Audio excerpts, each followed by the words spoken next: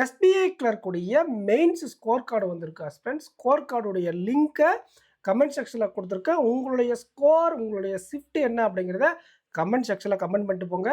And அது மட்டும் இல்லாமல் ஃப்ரெண்ட்ஸ், தமிழ்நாட்டில் கட் ஆஃப் மெயின்ஸ்க்கு அப்படிங்கிறது ரொம்ப ரொம்ப அதிகமாக ஆகிக்கிட்டே போயிட்டுருக்கு. அதுக்கான காரணம் என்ன அப்படின்னா, நிறைய ஆஸ்பிரண்ட்ஸ்க்கு மெயின்ஸுக்கான அவேர்னஸ் வந்துருச்சு.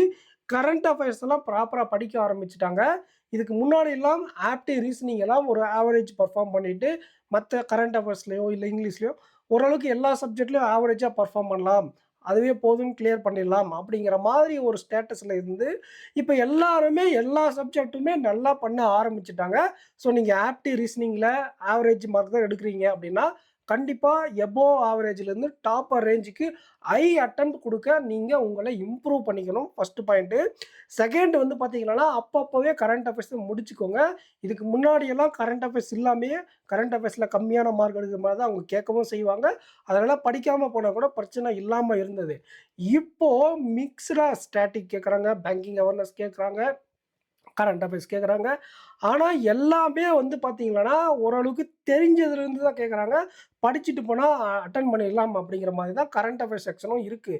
அப்போ ஆப்டி ரீசனிங், கரண்ட் அஃபேர்ஸ் அப்படிங்கிற சப்ஜெக்ட்ஸை நீங்கள் ஹை ஸ்கோர் பண்ணிவிட்டு இங்கிலீஷில் உங்களுடைய ஸ்டாண்டர்ட் நீங்கள் இவ்வளோ நாள் ப்ரிப்பேர் பண்ணதை வச்சு தான் அதில் ஸ்கோர் பண்ண முடியும். இன்னும் எக்ஸாம்ஸ்க்கு ஃபியூ மந்த்ஸ் இருக்கிறதுனால இப்போ இருந்தே ரெகுலராக ஒரு மார்க்காக இம்ப்ரூவ் பண்ணி உங்களுடைய ஸ்கோரை இங்கிலீஷ்க்கு இம்ப்ரூவ் பண்ணுங்கள். சடனாக ஆப்டி ரீசனிங், கரண்ட் அஃபேர்ஸ் மாதிரி உங்களால் அதை இம்ப்ரூவ் பண்ணிட முடியாது. ஸ்டெப் பை ஸ்டெப்பாக ரொம்ப ஸ்லோவாக தான் இங்கிலீஷில் ஸ்கோர் இம்ப்ரூவ் ஆகும். அதுக்கு இப்போ இருந்தே நீங்கள் ப்ரிப்பேர் பண்ண ஆரம்பிச்சிருங்க. ஸோ ஈக்குவலாக 4 சப்ஜெக்ட்டுக்கும் இம்பார்ட்டன்ஸ் கொடுக்கணும். அதில் ஆப்டி ரீசனிங், கரண்ட் அஃபேர்ஸ் அப்படிங்கிறது நீங்கள் டெஃபினட்டாக கண்டிப்பாக நல்லா பண்ணியே ஆகணும். இங்கிலீஷ்னால் கூட ஒரு சில ஆஸ்பெக்ட்ஸ் நல்லா பண்ணிவிட்டு ஒரு சில ஆஸ்பெக்ட்ஸ் நல்லா பண்ணாமல் போக வாய்ப்பு இருக்குது. ஆனால் இப்போ இருக்கக்கூடிய ட்ரெண்டு படி இந்த 3 சப்ஜெக்ட்டுமே எல்லாருமே ஓரளவுக்கு நல்லா படிக்கிறவங்க, கன்சிஸ்டண்ட்டாக படிக்கிறவங்க நல்லா பண்ணிடுறாங்க. நீங்களும் அதை கண்டிப்பாக நல்லா பண்ணுங்க அப்படின்னு தான் நான் உங்களுக்கு சொல்லுவேன். அண்டு நம்ம டிஎன் பேங்கர்ஸ் அகாடமி ஆப்பில் ஏகே அண்ட் வெனம் சார் 2 பேரும் சேர்ந்து எடுக்கக்கூடிய மெயின்ஸ் பேட்ச் போய்கிட்டு இருக்கு. ஆல்ரெடி ஃபியூ வீடியோஸ் மேலே அப்லோட் பண்ணியாச்சு. அப்லோட் ஆகிக்கிட்டே இருக்குது ரெகுலராக. உங்களுடைய மெயின்ஸ் ஸ்கோரை இம்ப்ரூவ் பண்ணணும்னா இதுவும் ஒரு டூலாக இருக்கும். இதை மட்டும் படித்தா போதும்னு கிடையாது. இதை நீங்கள் பார்த்து ப்ரிப்பேர் பண்ணுங்கள். உங்களுடைய ஸ்கோர் இம்ப்ரூவ் ஆக ஒரு டூலாக இருக்கும். இதுக்கப்புறம் நீங்கள் பிடிஎஃப்லையும் நாங்கள் பிடிஎஃப்பும் கொடுத்துருவோம். பிடிஎஃப் எடுத்து நீங்கள் ப்ராக்டிஸ் பண்ணணும். வெப்சைட்டில் போயிட்டு மார்க் டெஸ்ட் அட்டன் பண்ணணும்.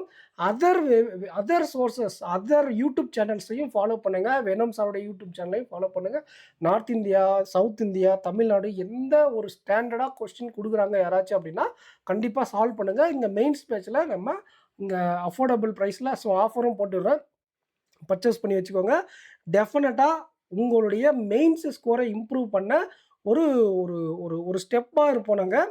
ஆனால் நாங்கள் எங்கள் வீடியோ மட்டும் பார்த்தா பாஸ் பண்ணிடலாம்னா அது கிடையாது. நீங்கள் அதுக்கு மேலே நிறைய எஃபர்ட் போட்டு நீங்கள் ஓனாக அதை சால்வ் பண்ணக்கூடிய கெப்பாசிட்டி வரணும். ஃபஸ்ட்டு வீடியோ பார்த்து நீங்கள் சால்வ் பண்ணுங்கள். அதுக்கப்புறம் நீங்களே ஓனாக கம்மியான சால்வ் பண்ண ஃபஸ்ட்டு தெரிஞ்சிருக்கணும். அதுக்கப்புறம் கம்மியான டைமில் சால்வ் பண்ண கற்றுக்கணும். ஸோ இதெல்லாம் பண்ணால் மட்டும்தான் உங்களுடைய மெயின்ஸ் அப்படிங்கிறது கிளியர் ஆகும். ப்ரிலிம்ஸ் மாதிரி மெயின்ஸ் கிடையாது. நீங்கள் பக்காவாக எல்லாமே நாலேஜபிளாகவும் போகணும், அதே மாதிரி ப்ராக்டிஸோடும் போகணும். நாலேஜ் இருந்து ப்ராக்டிஸ் இல்லைனாலும் சரி, ப்ராக்டிஸ் இருந்து நாலேஜ் இல்லைனாலும் சரி, நம்மளால் கிளியர் பண்ணுறது கண்டிப்பாக கஷ்டமாக இருக்கும். சரிங்களா? அதனால் நீங்கள் என்ன பண்ணுறீங்க அப்படின்னா ரெகுலராக இப்போ இருந்தே மெயின்ஸுக்கு ப்ரிப்பேர் பண்ண ஆரம்பிச்சிருங்க. உங்களுடைய ஸ்கோர் எவ்வளோ இருந்தாலும் அதை பற்றி நீங்கள் யாரும் ஒரி பண்ணிக்க வேண்டாம். கண்டிப்பாக இம்ப்ரூவ் பண்ணிடலாம். ரெகுலர் ப்ராக்டிஸ் பண்ணுறவங்க தான் இந்த எக்ஸாமை கிராக் பண்ணியிருக்காங்க. நீங்களும் ரெகுலராக ப்ராக்டிஸ் பண்ணுங்கள். ஒன் ஆஃப் த பர்சனாக அடுத்த வருஷம் எக்ஸாம் கிளியர் பண்ணிடுவீங்க. நெக்ஸ்ட் வீடியோவில் மீட் பண்ணலாம் ஃப்ரெண்ட்ஸ். அண்ட் உங்களுக்கு வேறு ஏதாச்சும் டவுட் இருக்குது அப்படின்னா கமெண்ட் செக்ஷனில் கமெண்ட் பண்ணுங்கள். நான் அடுத்த வீடியோஸில் அப்டேட் பண்ணுறேன். நெக்ஸ்ட் வீடியோவில் மீட் பண்ணலாம் ஃப்ரெண்ட்ஸ். தேங்க்யூ. அண்ட் நம்மளுடைய ஆப்பை டவுன்லோட் பண்ணாமல் இருந்தால் டவுன்லோட் பண்ணிட்டு இந்த வீடியோக்கு லைக் பண்ணிட்டு சேனலை சப்ஸ்கிரைப் பண்ணிக்கோங்க. தேங்க்யூ.